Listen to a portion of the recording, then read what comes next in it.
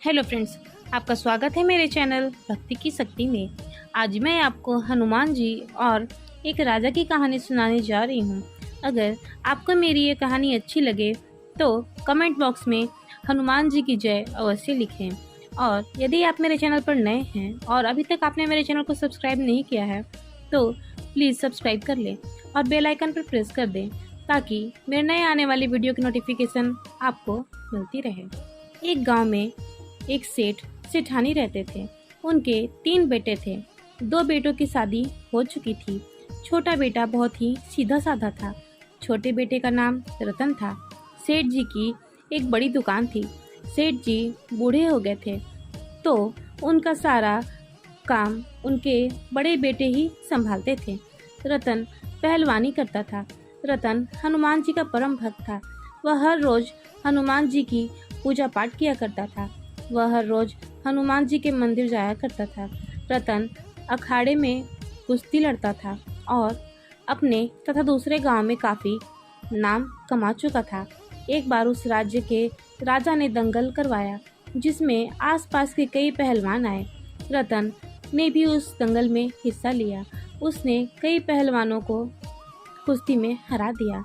आखिरी दिन रतन का मुकाबला राजा के खास पहलवान से था। काफ़ी मशक्कत के बाद रतन ने राजा के पहलवान को भी हरा दिया। तब राजा ने खुश होकर रतन को एक स्वर्ण पत्र दिया। रतन बहुत खुश था। उसने वह स्वर्ण पत्र ले जाकर हनुमान जी के चरणों में रख दिया। रतन हनुमान जी की सेवा बहुत खुशी खुशी कर रहा था। वह दिन रात पास के मंदिर की साफ सफाई करता और इसी में खुश रहता था। लेकिन उसके भाई उसके इस बात से काफ़ी नाराज़ रहते थे क्योंकि वे चाहते थे कि रतन भी उनके काम में हाथ बटाए। लेकिन रतन को काम और दुकान से कोई मतलब नहीं था क्योंकि उसे धन दौलत से कोई मतलब नहीं था। एक बार मंदिर के पुजारी ने कहा कि हनुमान जी को मंगलवार के दिन सिंदूर और घी चढ़ाना है, इसलिए तुम अपने घर से देसी घी ले आना। रतन बहुत खुश था कि उसे हनुमान जी पर सिंदूर चढ़ाने का मौका मिला है। वह खुशी खुशी अपने घर आया और सारी बात अपने घर वालों को बता दिया। यह सुनकर रतन की भाभीयों ने कहा कि तुम्हारे भाई दिन भर मेहनत करते हैं तब 4 पैसे घर आते हैं, तुम कुछ भी नहीं करते हो, सारा दिन इधर उधर घूमते रहते हो, अब तुम्हें एक भी पैसा नहीं मिलेगा। रतन बहुत निराश हुआ।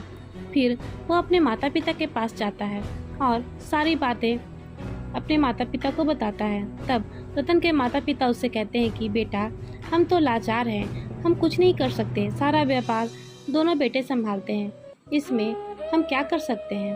तब रतन बहुत दुखी हो जाता है और वह सोचता है अब हनुमान जी को सिंदूर और घी मैं कहाँ से चढ़ाऊँ। वह दुखी मन से मंदिर में जाता है और वहाँ स्वर्ण पत्र निकालता है और देखकर सोचता है कि इसे बेचकर सिंदूर और घी ले आता हूँ।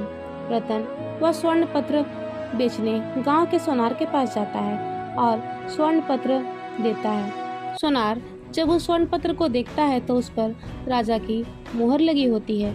सोनार सोचता है कि रतन इसे चुरा कर लाया है क्या, इसलिए सोनार यह खबर महल में भिजवा देता है। राजा के सिपाही रतन को पकड़कर राजा के महल ले जाते हैं। फिर राजा रतन से पूछते हैं कि तुम इसे क्यों बेचना चाहते हो। तब रतन राजा को सारी बात बता देता है। राजा रतन की बात सुनकर बहुत गुस्सा होते हैं और कहते हैं कि हमने तुम्हें यह स्वर्ण पत्र इनाम में दिया था और तुम इसे बेचना चाहते हो, पता भी है इसकी क्या कीमत है। तब रतन बोला, महाराज, इसकी कितनी भी कीमत हो लेकिन हनुमान जी के सामने कुछ भी नहीं है। यह सुनकर राजा को और भी गुस्सा आ जाता है और राजा रतन को कारावास में डलवा देते हैं और स्वर्ण पत्र भी ले लेते हैं। जब राजा रात में सो रहे होते हैं तब हनुमान जी राजा को स्वप्न में दर्शन देते हैं और कहते हैं कि तुमने मेरे भक्त के साथ अन्याय किया है, तुमने उसे बंदी बना लिया है और वो भी एक स्वर्ण पत्र के लिए। उसकी क्या गलती है? तुम जिस धन पर इतना घमंड कर रहे हो वो किसी काम का नहीं है। जैसे मेरे लिए सीता माता की उस माला का कोई मोल नहीं था जिसमें राम का नाम न हो, वैसे ही मेरे भक्त के लिए भी उस स्वर्ण पत्र का कोई कीमत नहीं है, चाहे वह कितना भी कीमती क्यों ना हो। इसलिए सुबह तुम उसे छोड़ दो, वरना मैं तुम्हारा सारा राज्य, सारा धन नष्ट कर दूंगा, जिस पर तुम्हें इतना घमंड है। यह कहकर हनुमान जी अंतर्ध्यान हो जाते हैं। राजा जब सुबह उठते हैं तो वे रतन को दरबार में बुलवाते हैं और रतन से माफी मांगते हैं। फिर राजा भी रतन के साथ उस मंदिर में जाते हैं और वहाँ पूरे विधि विधान से रतन से हनुमान जी पर सिंदूर चढ़वाते हैं।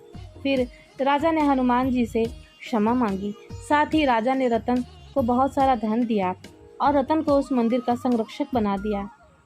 इसके बाद रतन ने अपना घर छोड़ दिया और मंदिर के पास रहने लगा। तब दिन रात हनुमान जी की सेवा करने लगा। वह हनुमान जी की सेवा करने में बहुत खुश था। जय हो हनुमान जी की। तो हे हनुमान जी, जैसे आपने अपने इस भक्त पर कृपा की, वैसे ही अपने सभी भक्तों पर कृपा बनाए रखना।